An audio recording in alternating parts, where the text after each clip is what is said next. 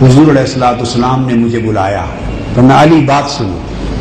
حاضر ہوا، فرمایا انی امرت ان اغیر اسم ہذین، مجھے حکم آیا ہے،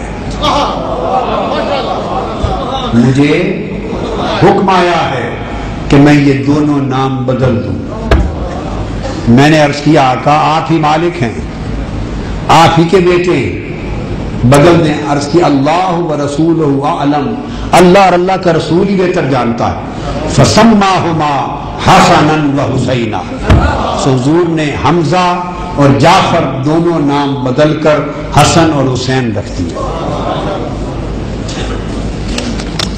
آپ کا نام حسن اور حسین رکھ دیا جانا، پھر مختلف کتب حدیث میں حضرت سلمان نے بھی روایت کیا، حضرت سالم نے روایت کیا، اکرمہ نے روایت کیا، حضرت جعفر بن محمد نے روایت کیا، بہت سارے صحابہ کرام نے، ائمہ اہل بیت نے اس کو روایت کیا ہے۔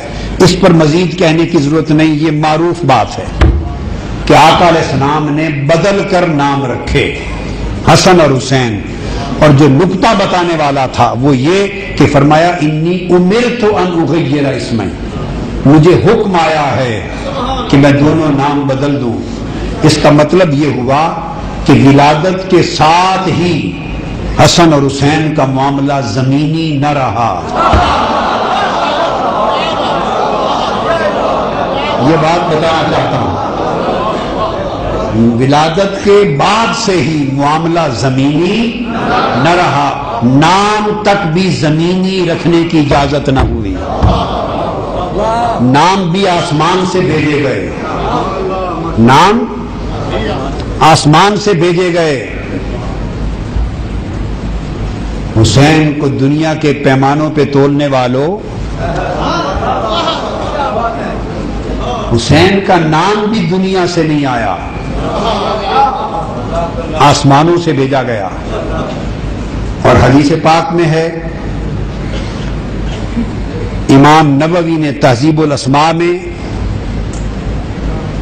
ابن اسیر نے اسد الغابہ میں، ابن حجر مکی نے الصواعق المحرقہ میں، یہ اہل سنت کی کتب حدیث اور ان کے محدثین ہیں معتبر، ان روایتوں سے بات کر رہا ہوں۔ اگر اہل تشیع نے بات کی تو پھر کوئی عجیب بات نہیں ہے، اگر آپ کی کتاب میں ہوا تو عجیب بات نہیں ہے۔ اس لیے کہ جن کو تھوڑا مغالطہ ہے انہیں سمجھانا چاہتا ہوں، اور آپ کی کتاب کا حوالہ ان کے کام کا نہیں ہے، اس لیے اہل سنت کو بتانا چاہتا ہوں کہ یہ ہماری اہل سنت کی کتب حدیث میں ہے۔ کیا فرمایا کہ حسن اور حسین کے نام جب رکھے گئے، کہاں سے آئے؟ حدیث پاک، ان اللہ حجب اسم الحسن والحسین حتی سما بہم النبی ابنیہ حسن والحسین، فرمایا حسن اور حسین کے نام۔ اور دوسری حدیث میں ہے،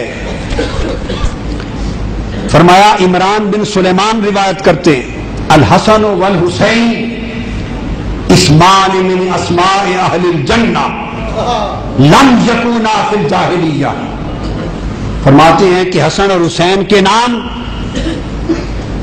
عرب کی پوری تاریخ میں، عرب کی پوری تاریخ میں، پورے دور جاہلیت میں 500-600 سال کا پورا عرصہ جو دور جاہلیت کہلاتا ہے، عرب کی پوری تاریخ میں کسی گھرانے کے بچے کا نام حسن اور حسین نہیں رکھا گیا۔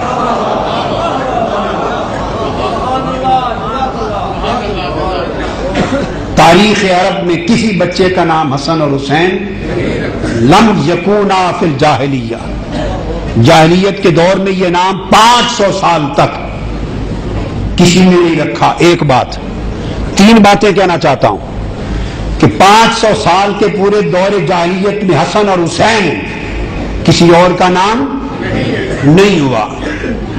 مصطفیٰ کی محبت کی خاطر رب کو یہ گوارا نہیں ہوا کہ جو محبوب ہونے والے ہیں مصطفیٰ کے، ان کا نام بھی کسی اور کا رکھا گیا ہو، صلی اللہ علیہ وسلم۔ دوسرا، الحسن والحسین اسمان من اسماء اہل الجنہ.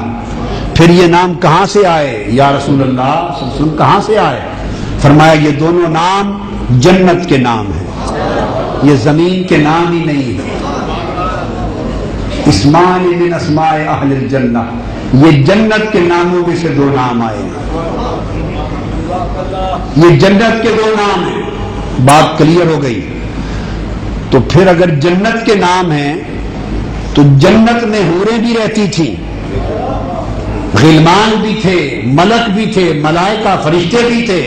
اگر جنت کے ناموں میں سے ہیں تو کیا اہل جنت میں سے کسی کا نام پہلے حسن و حسین تھا؟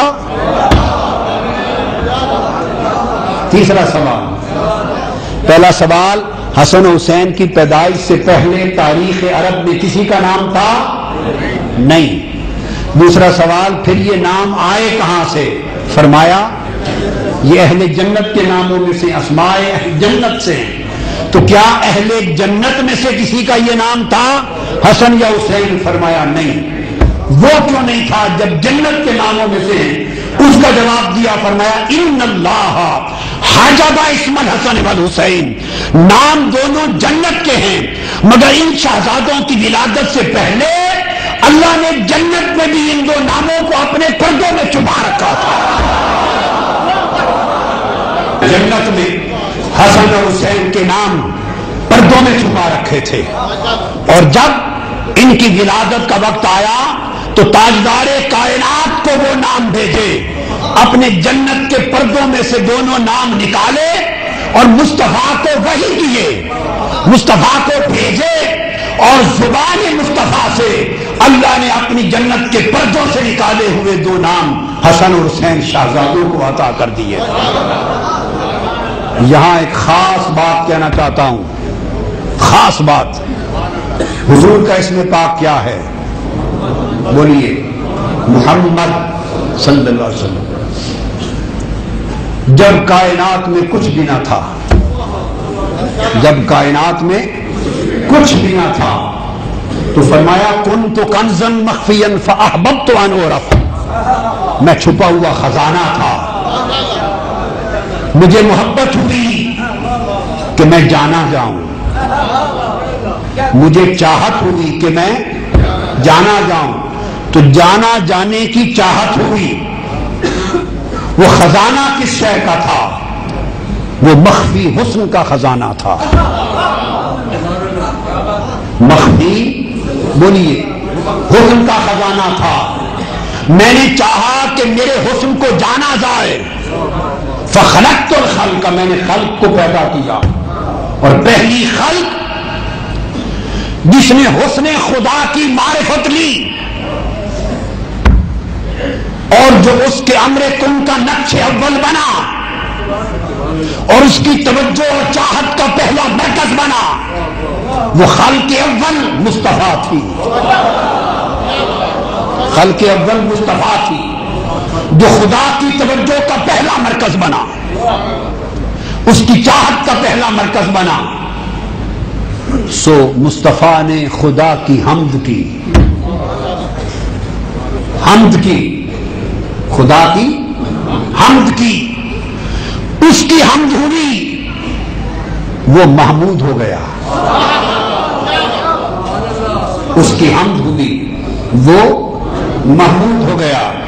چونکہ حمد کرنے والا مخلوق تھا، حمد کرنے والی حضور علیہ الصلوۃ والسلام کیا ہیں؟ خالق ہیں یا مخلوق؟ حمد کرنے والی مخلوق تھی خدا کی. سو مخلوق نے خدا کی حمد کی، اس کے حسن کی حمد کی، وہ محمود ہو گیا. اس محمود کو حمد کرنے والا اتنا پیارا لگا، اتنا محبوب ہوا کہ اس نے پھر اس کی حمد کی. اس نے اس کی حمد کی. مخلوق نے خالق کی حمد کی تو وہ محمود ہوا. پھر یہ حامد اسے پسند آیا، پھر خالق نے اس مخلوق کی حمد کی. جب مخلوق نے خالق کی حمد کی تو محمود ہوا. جب خالق نے خود اپنی زبان سے مخلوق کی حمد کی تو وہ محمد ہوا۔ فرمایا محبوب